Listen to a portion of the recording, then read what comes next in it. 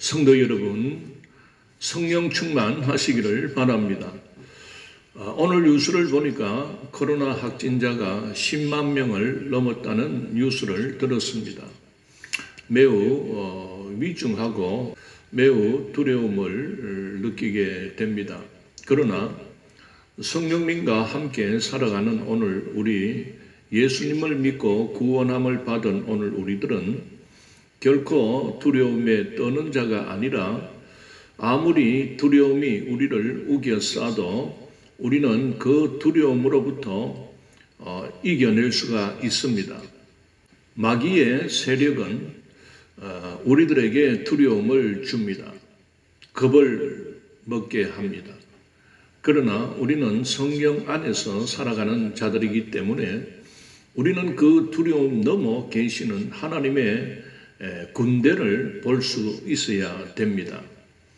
구약 성경에 보면 그 엘리사가 도담성에 있을 때에 아람 군대가 그 도담성을 포위하며 그렇게 위협을 가할 때에 그 엘리사의 그 종 게하시라는 자가 있습니다. 이 게하시가 아침에 일어나서 성 밖을 바라볼 때에 뺑 둘러싼 그 아람 군대를 보고는 기겁을 했습니다.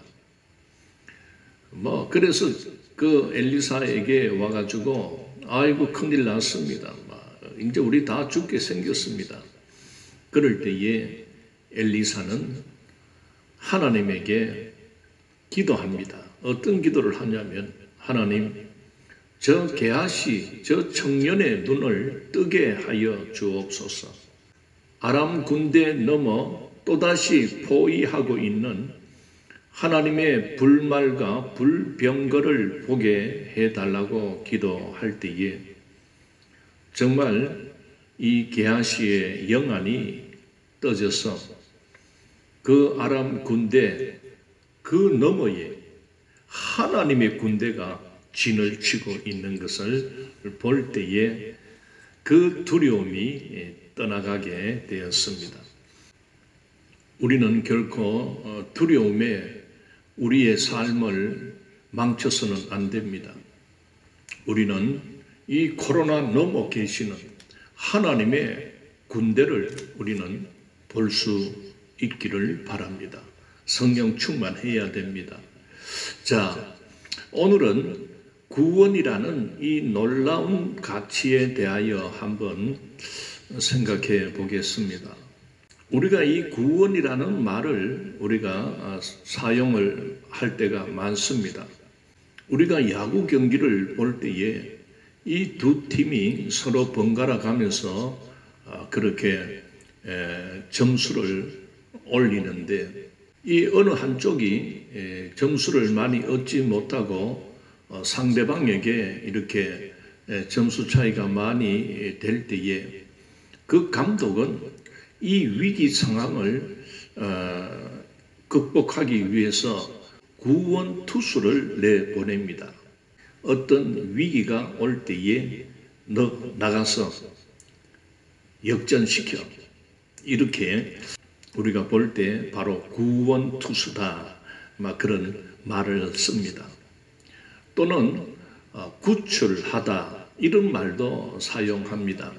즉 이 구출하다라는 표현은 특히 어떤 전쟁 포로로 잡혀 있을 때 이런 인질된 자를 구하기 위해서 비밀리에 어떤 특공대를 보내어서 그 인질로 잡혀 있는 병사를 구해내는 것, 그래서 구출해내는 것, 이것도 어떻게 보면 세상적인 가치로 구원이라 이렇게 나타내고 있습니다.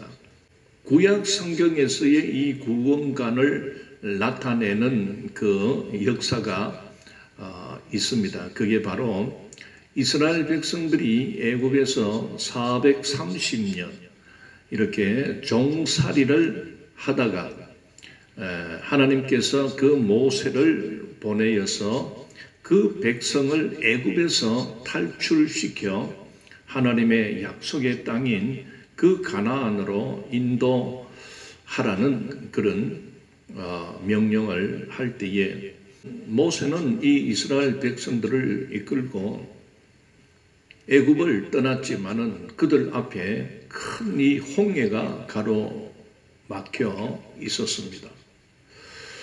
참 이 진퇴양난의 어떤 그런 상황에서 모세는 하나님의 뜻을 구합니다. 놀랍게도 하나님께서는 그 홍해를 가르십니다. 그리고 그 바닷길을 내서 이스라엘 백성들이 그 홍해를 건너게 하였습니다. 이스라엘 백성이 바닷길을 통하여 홍해를 건넌 후에 그들은 하나님을 구원의 하나님으로 나타내었습니다. 이 신구약 성경의 중심은 예수 그리스도입니다. 바로 예수라는 그 말의 뜻이 구원자라는 뜻입니다. 즉 예수 그리스도 구원자 되신 구주 예수님이 이 땅에 오시기 위하여 하나님은 그 구약 성경의 모든 그 역사적인 그 사건을 통하여 그 예수님을 비유로 나타내고 있었던 것입니다. 그래서 사람들은 사람의 입장에서는 구원받는다라고 할 때 어떤 어려움에서 내가 참 복을 받았다, 잘 되었다, 또는 죽을 병에서 내가 살아났다, 가난 속에서 내가 복을 받아 부자가 되었다, 전쟁에서 내가 이겼다, 포로에서 빠져나왔다 하는 이런 눈에 보이는 어떤 이런 사건들을 통해서 구원이라는 말을 그렇게 사용을 했던 것입니다. 그러나 실제로 하나님이 가르치시는 구원은 어떤 구원입니까? 하나님이 바라시는 구원은 죄로부터의 구원이었습니다.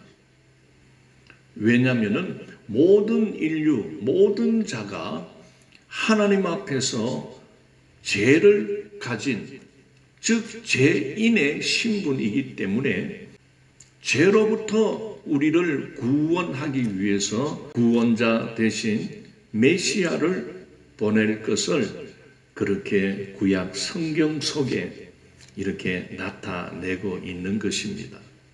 오늘 이 시대의 기독 성도들은 바로 신약, 구약 총 66권으로 엮여진 이 신구약 성경을 우리는 경전으로 여기며 이 말씀, 성경 말씀만이 참 신이신 하나님의 말씀으로 우리는 받아들입니다.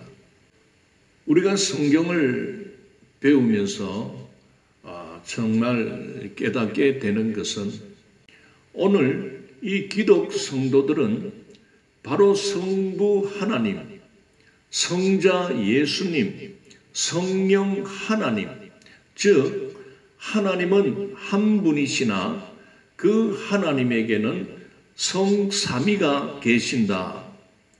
그래서 성삼위일체 하나님을 우리는 발견하게 되는 것입니다. 예수님께서 사람의 몸을 입고 이 땅에 오신 성자 하나님이심을 우리가 고백하며 받아들일 때 바로 예수님이 이 땅에 사람으로 오심, 그리고 이 땅에서 그 예수 그리스도의 그 마지막 이 세상을 떠나실 때의 그 십자가의 고난, 십자가에서 흘리신 그 피가 바로 구약에서 그렇게 희생 제사의 제물로 바쳐졌던 수많은 양의 피, 그리고 염소의 피, 송아지의 피가 바로 십자가에서 흘리신 예수님의 그 피를 예표하는 피였다.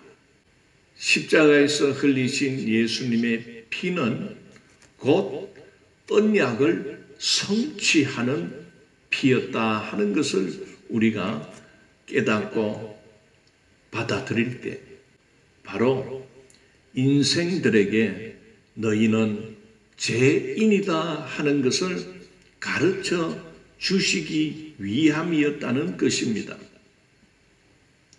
정말 양을 잡아서 양의 피를 내가 바쳤으니까 이제 나는 죄사함을 받았다, 나는 구원을 받았다는 것이 아니라 내가 지은 죄 때문에 이렇게 짐승이 대신 죽는 모습을 보면서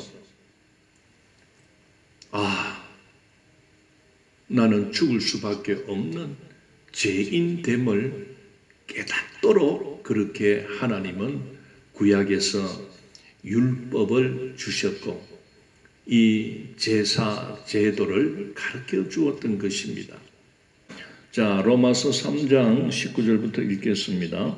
우리가 알거니와 무릇 율법이 말하는 바는 율법 아래에 있는 자들에게 말하는 것이니 이는 모든 입을 막고 온 세상으로 하나님의 심판 아래에 있게 하려 함이라. 그러므로 율법의 행위로 그의 앞에 의롭다 하심을 얻을 육체가 없나니 율법으로는 죄를 깨달음이라. 21절 이제는 율법 외에 하나님의 한 의가 나타났으니 율법과 선지자들에게 증거를 받은 것이라. 곧 예수 그리스도를 믿음으로 말미암아 모든 믿는 자에게 미치는 하나님의 의니 차별이 없느니라. 모든 사람이 죄를 범하였음에 하나님의 영광에 이르지 못하더니 그리스도 예수 안에 있는 성량으로 말미암아 하나님의 은혜로 값없이 의롭다 하심을 얻은 자 되었느니라. 율법의 행위로 구원을 얻을 자가 없다고 말합니다. 그런데 그렇다면 왜 율법을 그렇게 주셔가지고 그 구약 이스라엘 민족들에게 그 수천 년을 그렇게 애미겠습니까? 바로 하나님은 영원한 용서, 단번에 베푸실 영원한 제사함 얻는 길, 그리고 단번에 얻는 구원을 주시기 위하여 하나님은 구약시대 때는 이 예수 그리스도를 감추어 두시다가 때가 되어 오늘 우리로부터 2000년 전에 저 유대 특히 다윗의 후손으로 오실 그 예수 그리스도를 보내어 주셨습니다. 우리는 그동안 행위로 열심으로 그렇게 하나님께 우리는 희생 제사의 피를 그렇게 들고 나갔지만은 그것이 우리에게 영원한 제사함을 주지 못한다. 조상들이 살아왔던 그 율법으로 우리 조상들이 그 율법으로 살아온 것은 하나님은 우리들로 통하여 죄인됨을 깨닫게 하신 것이다. 우리를 영원한 구주가 되신 예수님 앞으로 나아가는 그런 선생, 우리를 죄인을 영원한 구원자가 되신 그 예수님에게로 나아가게 하는, 복음 앞으로 나아가게 하는 몽학 선생이다. 그렇게 표현하고 있습니다. 예수님은 이 땅에 육신으로 오신 하나님 되심을 우리는 깨달아야 합니다. 이걸 깨닫지 못하면 그는 진정 예수님의 그 보혈의 은혜를 입을 수가 없습니다. 우리 주변에 많은 종교인들이 있습니다. 참으로 놀라운 것은 교회 안에서도 많은 교인들 중에 그저 종교인으로 나오는 자들이 많습니다. 우리는 그 종교인의 상태에 머물러 있으면 그는 구원받지 못한 자입니다.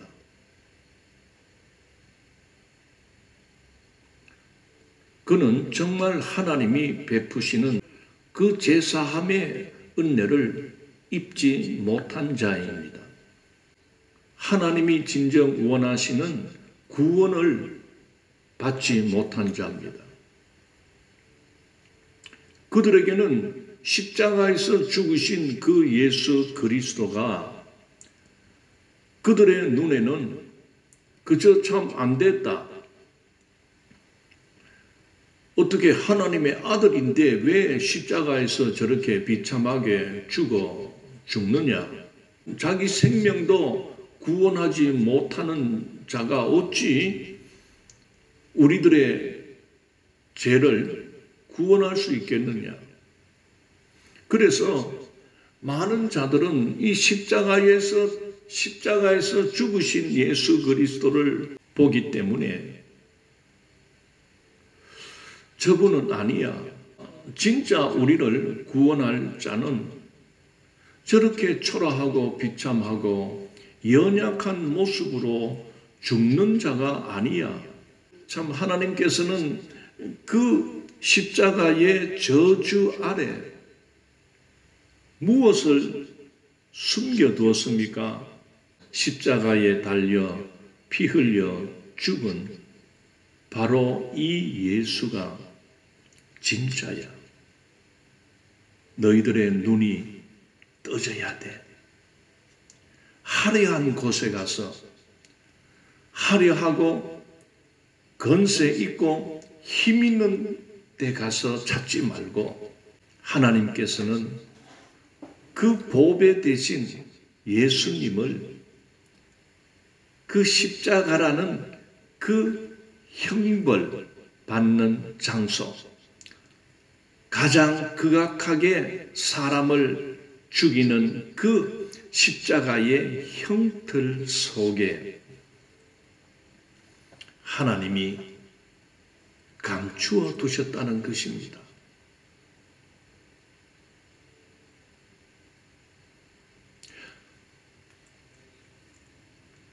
여러분, 우리가 어릴 적에 학창 시절에 그 소풍을 갑니다. 뭐 봄에는 봄 소풍이다 해서 또는 가을에도 가을 소풍도 이렇게 참 갔는데 소풍 갈 때 얼마나 재미있습니까? 참 소풍 가는 날을 뭐 며칠씩 손꼽아 기다렸던 그런 생각이 나는데 그 어릴 적에 그 소풍을 가면은 반드시 빠지지 않는 그 일이 있습니다. 그게 바로 보물찾기인데 우리가 아이들이 막 뛰어놀고 정신없을 때에 선생님은 이렇게 보물, 즉 상품을 주기 위하여 이렇게 막 번호를 적은 그런 것을 막 숨겨둡니다. 감추어 두지요. 그래서 뭐 나무 잎사귀 속에 이렇게 감추어 두기도 하고 낙엽 밑에다가 감추어 두기도 하고 이 돌틈이라든지 이런 흙 밑에 또 이렇게 감추어 두기도 합니다. 그래서 선생님이 이제 호각을 딱 불고 모여라 해가지고 하면은 자 모여라 지금부터 보물 찾기를 한다 하면은 전부 흩어져 가지고 보물을 찾는데 하나도 못 찾는 애도 있지만은요 또 한 2개씩 3개씩 찾아오는 애들이 있습니다. 또 그런 애들은 또 못 찾는 애에게 한 장씩 성심을 씁니다. 그래가지고 이제 선생님이 1번 뭐 2번 이렇게 불러내면서 준비되었던 그 선물을 줄 때 얼마나 좋습니까? 기분 좋고요. 그리고 어쨌든 보물 찾기를 해서 뭐 별것도 아닙니다. 뭐 저희들이 그 어릴 적에는 그저 뭐 연필 한 타스 또는 책받침, 공책 뭐 5건 뭐 이런 식이었습니다. 그래도요, 그거 상 받으면 얼마나 좋은지요. 자, 우리가 거기에서 생각해 볼 수 있는 것은 선생님이 이 보물을 숨길 때에, 이 쪽지를 숨길 때에 대놓고 그냥 바위 위에 얹어 놓는다든지 나무에다가 뭐 이렇게 찔러 나무에 붙여 놓는다든지 그렇게 안 하잖아요. 다 이렇게 위장합니다. 숨겨둡니다. 마찬가지입니다. 하나님께서는 인류 모든 자들의 구원, 즉 죄로부터의 그 구원을 주시기 위하여 구약 그 창세 때부터 하나님은 그 일어나는 사건들 속에 숨겨 두었습니다. 제일 처음 그 숨겨둔 복음, 그것을 우리가 어디에서 보게 됩니까? 바로 창세 때 그 에덴 동산에도 이미 하나님은 그 보물 대신 예수님을 나타내는 그 쪽지를 숨겨두었다는 사실입니다. 그게 어떤 사건으로 나타납니까? 바로 첫사람 아담 하와가 하나님의 명령을 어기고 그래 숨었지 않습니까? 하나님께서 그 죄지은 하나님과 사람 사이에 그 첫 언약이 맺혀졌던 것입니다. 바로 그것은 뭡니까? 하나님께서 분명하게 너가 이 에덴 동산에 살면서 임의대로 모든 아름다운 과일 먹고 싶은 대로 너가 임의로 먹을 수 있다. 단 하나는 금지한다. 동산 가운데 있는 선악과의 열매만큼은 먹지 말라. 먹는 날에는 죽으리라. 정령 죽으리라. 이게 약속이었습니다. 즉 성경에서는 언약이라고 하지요. 참 안타깝게도 사람은 그 마귀의 미혹을 받아 하나님과 그 첫 언약을 깨뜨리게 됩니다. 그래서 하나님은 그 죄지은 아담 하와를 추방합니다. 에덴에서 살 수 없다. 에덴 밖으로 첫사람을 쫓아낼 때 하나님이 마지막으로 하신 일이 있습니다. 그게 바로 뭡니까? 그 쫓겨나는 아담 하와에게 가죽 옷을 입혀주셨다고 했습니다. 여러분, 인류 첫사람 그 옷은 재질이 뭔 줄 압니까? 가죽 옷입니다. 가죽 옷. 이 가죽 옷이라는 것은 반드시 한 짐승이 죽었다는 의미를 나타내고 있습니다. 창세기 3장 17절부터 21절까지 읽겠습니다. 아담에게 이르시되 내가 내 아내의 말을 듣고 내가 내게 먹지 말라 한 나무의 열매를 먹었은즉 땅은 너로 말미암아 저주를 받고 너는 내 평생에 수고하여야 그 소산을 먹으리라. 땅이 내게 가시덤불과 엉겅퀴를 낼 것이라. 내가 먹을 것은 밭의 채소인즉 내가 흙으로 돌아갈 때까지 얼굴에 땀을 흘려야 먹을 것을 먹으리니 내가 그것에서 취함을 입었습니다. 너는 흙이니 흙으로 돌아갈 것이니라 하시니라. 아담이 그의 아내의 이름을 하와라 불렀으니 그는 모든 산자의 어머니가 됨이더라. 여호와 하나님이 아담과 그의 아내를 위하여 가죽옷을 지어 입히시니라. 자, 하나님이 아담과 그의 아내를 위하여 가죽옷을 지어 입히시니라. 하나님의 약속을 깨뜨렸다면 그만 죽든지 살든지 그냥 쫓아내버리면 되는데, 하나님께서는 그 두 부부를 위하여 가죽옷을 지어 입혀셨다. 가죽은 어디에서 나는 겁니까? 바로 한 짐승의 가죽털입니다. 그렇다면 애매하게 그 옆에 있다가 한 마리의 이게 양인지 염소인지 그거는 잘 모르겠어요. 어쨌든 한 동물이 붙들려 희생당하게 되었습니다. 이것을 교리적으로 원시복음이다. 처음으로 나타나는 복음이다. 이 가죽옷을 지어 입히셨다 하는 이 상황을 통해서 너의 죄가 용서받기 위해서는 반드시 누군가는 죽어야 된다. 그 말입니다.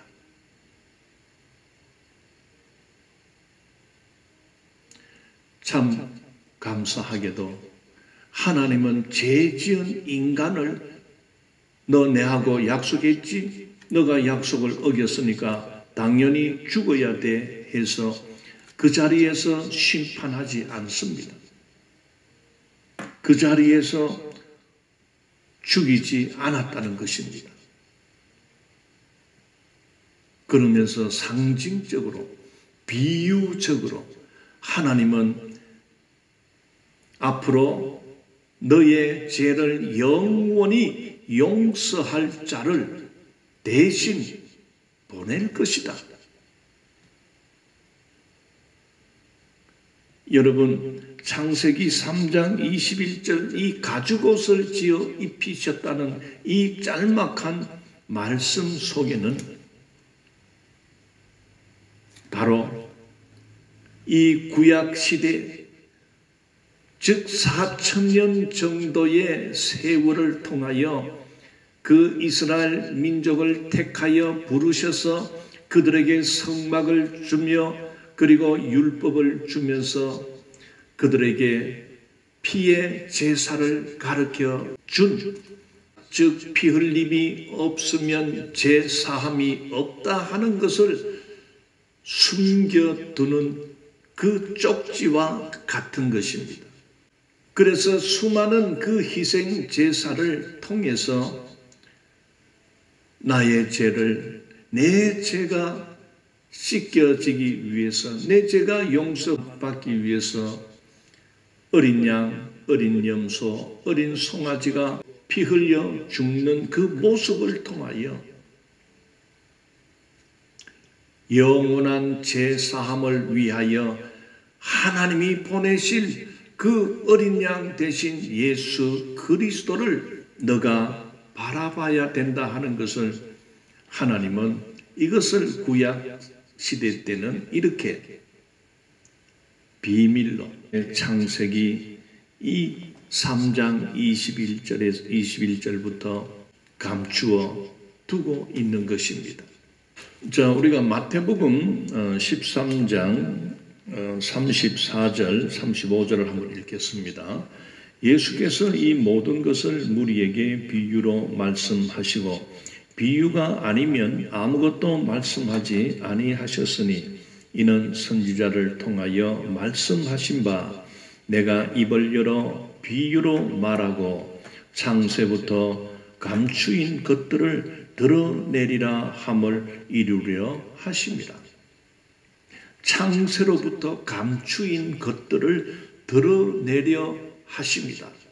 그래서 예수님은 그 천국의 비밀, 즉 하나님의 뜻을 백성들에게 대놓고 이야기를 해가지고는 알아듣지 못하니까, 잘 이해를 못하니까, 그래서 듣기 쉽게 또 깨닫기 쉽도록 비유를 이야기하시는 겁니다. 이 성령 충만함을 받은 성도들은 목사님이 말씀을 전할 때에 어느 부분에 말씀을 전하더라도 그 말씀의 뜻을 깨닫습니다. 우리가 예를 들어서 구약 시대 때 그 다윗이 이 다윗이 왕이 되다 보니까, 그런데 왕이 되어서 교만함이 찾아와서 자기 본 부인도 있지만은 그 남의 부인인 밧세바를 범하게 됩니다. 그리고는 남편이 알까봐 그 남편을 사주해서 죽도록 합니다. 이런 악한 일을 저지르지만은 다윗은 나는 왕이니까 나는 괜찮아. 그 건방지게 교만을 떨었습니다. 하나님께서 그걸 용서하실까요? 그래서 하나님께서 나단 선지자를 보내어 가지고 그 왕에게 대놓고 왕이시여, 당신 밧세바를 그렇게 범하고 그 밧세바의 남편을 그렇게 죽게 한 것은 죽을 짓입니다. 그렇게 이야기를 못합니다. 왜? 왕 앞에서 국하다가는 자기가 왕이 그냥 이놈이 하면서 저놈을 죽여라 하면은 막 죽는 그런 상황이니까. 그래서 이 나단 선지자는 왕이 그것을 자기의 잘못을 깨달을 수 있도록 한 예를 들어 이야기를 합니다. 어떤 부자가 있었습니다. 그 부자에게 손님이 찾아왔는데 이 부자는 자기 집에는 많은 가축이 있고 양떼가 있지만은 어떤 가난한 자가 있는데 그에게는 어린 양새끼 한 마리 있었는데 그걸 빼앗들어서 손님을 대접했습니다. 그러니까 이 다윗이 뭐라고 이런 괘씸한 놈이, 이런 죽일 놈이 어디 있느냐? 그런 놈은 죽여야 된다. 그런 놈은 죽여야 된다. 이렇게 지말로 한 겁니다. 그때에 이 지혜로운 나단 선지자는 바로 그 자가 당신입니다. 이렇게 말을 할 때 다윗은 아니야. 나는 그런 자가 아니야. 나는 왕이야. 이렇게 대들지 않고 참 우리가 다윗을 참 훌륭하다 그렇게 평가하는 것은 자기의 죄를 깨닫고 자기의 죄를 깨달을 때에 내가 죄인입니다. 우리가 시편 51편을 읽게 되면 이 다윗이 그 나단 선지자의 그 말을 듣고 얼마나 대성통곡하며 회개의 눈물을 흘리는 것을 보게 됩니다. 철저하게 그는 자신이 잘못되었음을 뉘우치고 회개하는 자기의 그 침상이 그 흘린 눈물로 완전히 젖을 정도로 그렇게 울면서 그가 하나님 앞에 회개하는 내용이 바로 시편 51편입니다. 7절 웃을 초로 나를 정결하게 하소서. 내가 정하리이다. 나의 죄를 씻어 주소서. 내가 눈보다 희리이다. 내게 즐겁고 기쁜 소리를 들려 주시사 주께서 꺾으신 뼈들도 즐거워하게 하소서. 주의 얼굴을 내 죄에서 돌이키시고 내 모든 죄악을 지워 주소서. 하나님이여 내 속에 정한 마음을 창조하시고 내 안에 정직한 영을 새롭게 하소서. 나를 주 앞에서 쫓아내지 마시며 주의 성령을 내게서 거두지 마소서. 이처럼 이 구약 성경을 통해서 하나님은 영원한 제사함, 영원한 구원을 주시기 위하여 구약 성경에서는 보내실 그 예수 그리스도를 이렇게 보물찾기 하듯이 이렇게 군데 역사를 통하여 또는 그 시대에 하나님이 특별히 사용하시는 그런 자들을 통하여 힌트를 주고 있는 겁니다. 또는 수수께끼를 내고 있는 것입니다. 정말 실제로 예수님이 이 땅에 오셨음에도 불구하고 그 유대인들은 예수님의 말씀에 귀를 기울이고 그 말씀을 받아들이지 못하고 특별히 종교 지도자들은 그 예수님을 죽이려고 모함을 하고 결국 예수님을 십자가에 못 박아 죽였던 것입니다. 그런데 오늘 신약을 살아가는 오늘 우리가 이 신약 성경을 통해서 깨닫게 됩니다. 그 이스라엘 민족이 구주로 오신 예수 그리스도를 깨닫지 못하여 그를 하나님을 모독하는 자다, 신성 모독을 했다는 죄명을 걸어서 십자가에 죽일 때에 그 당하신 예수님은 피 흘려 살찢겨 그렇게 죽어갑니다. 하나님은 끝까지 보배로우신 예수님을 그렇게 숨겨두었습니다. 이것은 바로 무엇입니까? 왜 이렇게 구약 시대 때는 이렇게 감추어 두시게 되었는가? 왜 하나님은 이렇게 비유로 이렇게 감추어 두셨는가를 예수님이 직접 말씀을 합니다.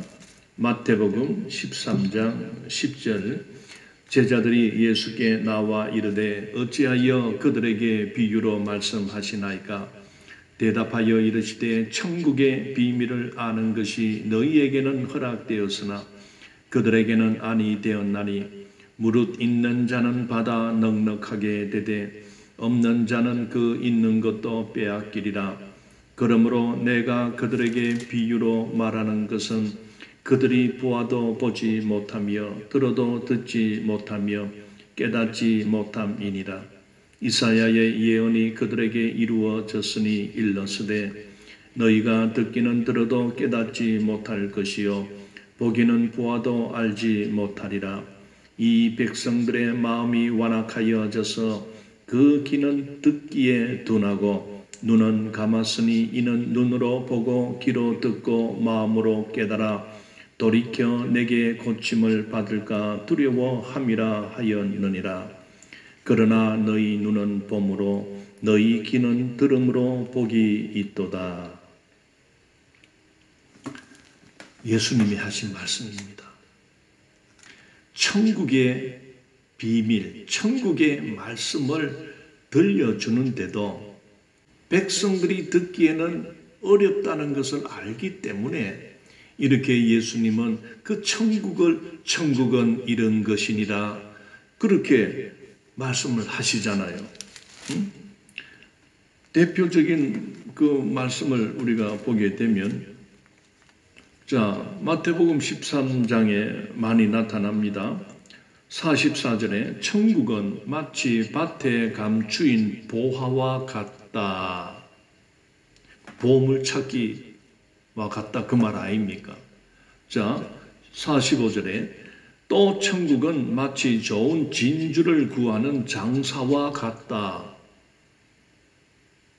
눈에 띄는 자가 있고 눈으로 발견하는 자가 있지만은 또 보기는 보고 듣기는 들어도 이게 뭔지도 모르고 그냥 스쳐 지나가는 자들도 있다는 것을 나타내는 거 아닙니까? 왜 하나님은 막 딱 드러내놓고 그렇게 직접적으로 그렇게 말씀하지 않고 구약 시대 때도 비유로 신약 시대를 열면서 예수님께서도 그 천국에 대한 것을 비유로 그렇게 말씀을 하는 것입니다. 누구나 알 수 있도록 누구나 발견될 수 있도록 하게 되면 이 세상 천지에 교회를 안 다닐 자가 있겠습니까? 그런데 보십시오. 예수님 이후에도 오늘날까지 2000년 세월이 흘러가고 있는데도 이 말씀이 깨달아져서 예수 그리스도를 구주로 믿고 이렇게 신앙생활을 하는 자보다 아직도 인류 중에는 더 많은 자는 깨닫지 못해 그저 자기가 생각하는 그런 신을 따라갑니다. 자기가 만든 신을 쫓아갑니다. 우상을 섬기고 있습니다. 이런 걸 보면 참 구원받을 자가 따로 있다. 그런 것을 정말 깨닫게 됩니다. 하나님은 구원받을 자를 하나님이 정하신 자가 있다고 했습니다. 즉 구원을 받아 제사함을 받아 천국을 소유하는 천국을 이어받을 수 있는 그런 구원받은 자를 하나님은 정해 두셨다고 했습니다.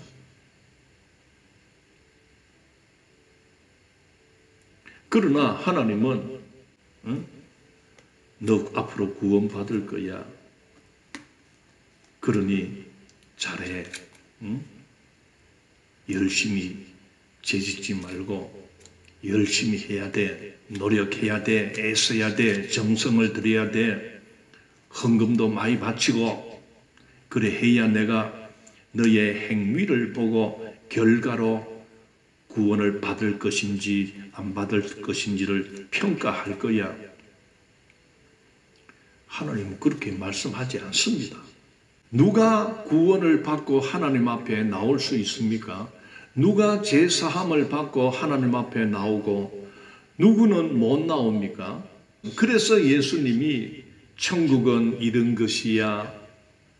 천국은 밭에 숨겨진 보화와 같다. 이게 뭐 말이요?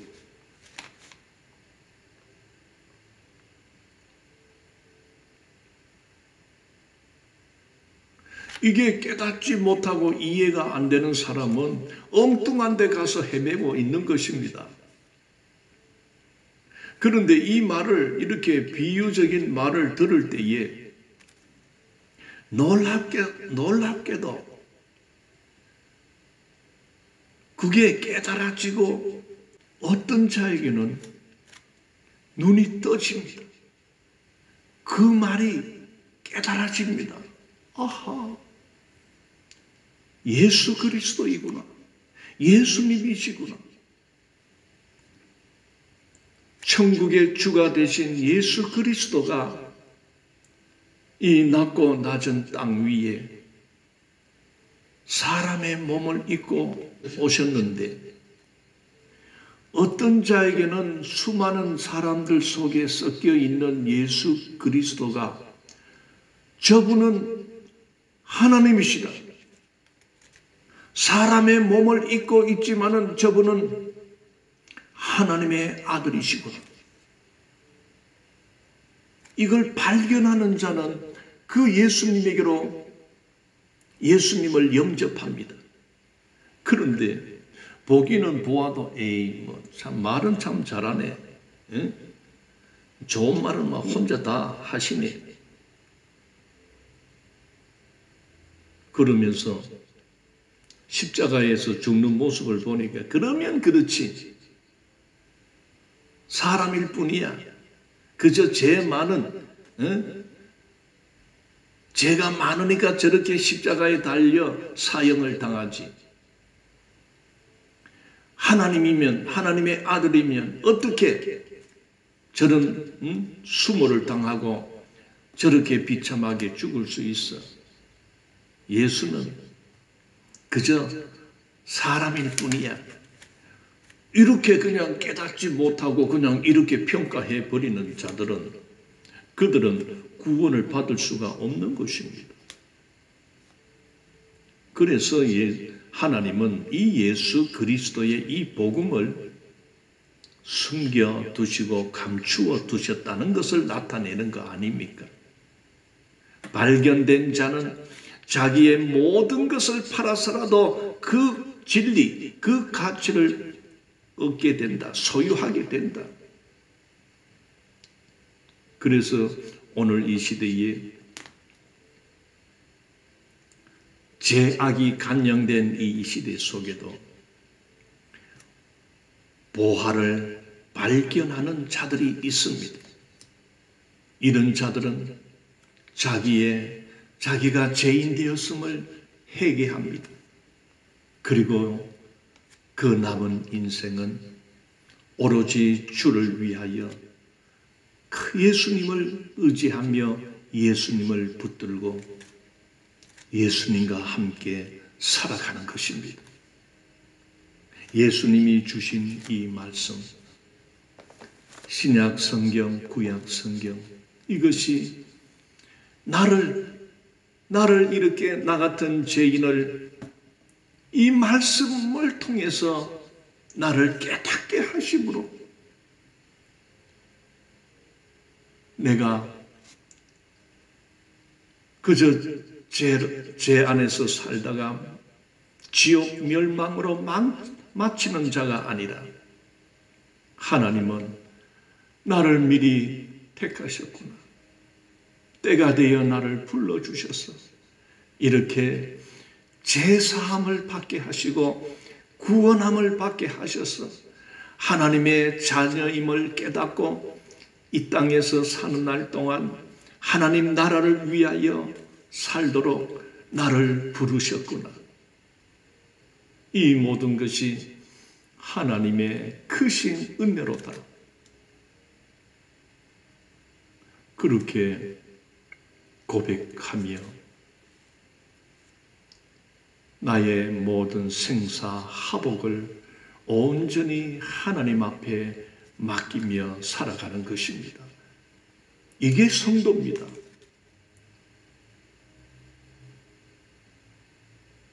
내가 성도가 되어야지 해서 우리가 성도가 되고 하나님의 백성이 되고 하나님의 자녀가 된 것이 아니라 구원함을 받은 우리가 아니라 우리의 행위는 1도 없습니다. 하나님은 우리의 행위의 결과로 구원을 베푸시고 죄 용서함을 주시는 분이 아닙니다.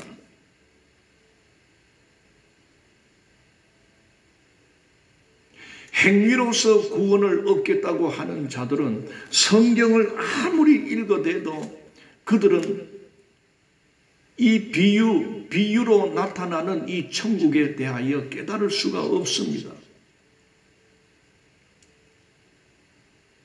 다윗이 깨닫듯이